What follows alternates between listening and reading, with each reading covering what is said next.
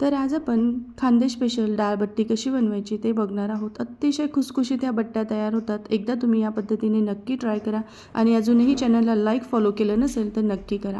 तर त्यासाठी मी इथे 4 कप इतकी गव्हाची कणिक घेतली आहे। यामध्ये आपल्याला अर्धा कप बारीक रवा म्हणजे चिरोरी रवा टाकायचा आहे।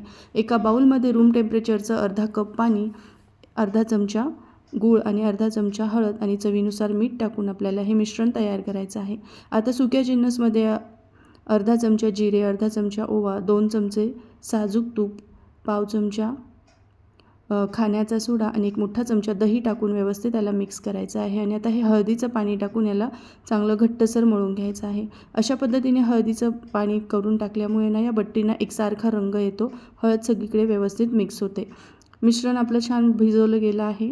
यामध्ये अर्धा चमचा तेल टाकून 15 मिनिटासाठी रेस्ट करायला ठेवायची। आता 15 मिनिटानंतर पुन्हा हे मिश्रण चांगलं आपल्याला बट्टीचं मळून घ्यायचं आहे। आणि आता एका चाळणीला तेल लावून त्यामध्ये आपल्याला असा गोल आकार देत त्या बट्ट्या तयार करून घ्यायचा आहे। अशा पोकळ बट्ट्या आपल्या यामुळे तयार होतात। तुम्ही बघू शकता कशा पद्धतीने मी याला आकार दिलेला आहे।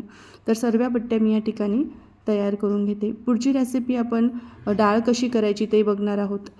आता एका भांड्यामध्ये 4 ग्लास पाणी उकळत ठेवलं होतं। पाण्याला उकळी आली की त्यावर ही चाळणी ठेवायची, झाकण ठेवून 20 मिनिटासाठी दणदणून याला हाय फ्लेमवर वाफ देऊन घ्यायची आहे। 21 मिनिटानंतर बघा असा चाकू टाकून बघायचा, तो क्लीन निघाला म्हणजे आपली बट्टी रेडी आहे। आता या बट्ट्या खाली काढायच्या, पूर्णपणे गार करायच्या आणि कट करून घ्यायच्या आहे। आणि मीडियम फ्लेमवर आपल्याला ह्या सगळ्या बट्ट्या तळून घ्यायच्या आहे। तुम्ही हवं तर साजूक तुपामध्ये सुद्धा या बट्ट्या तळू शकतात।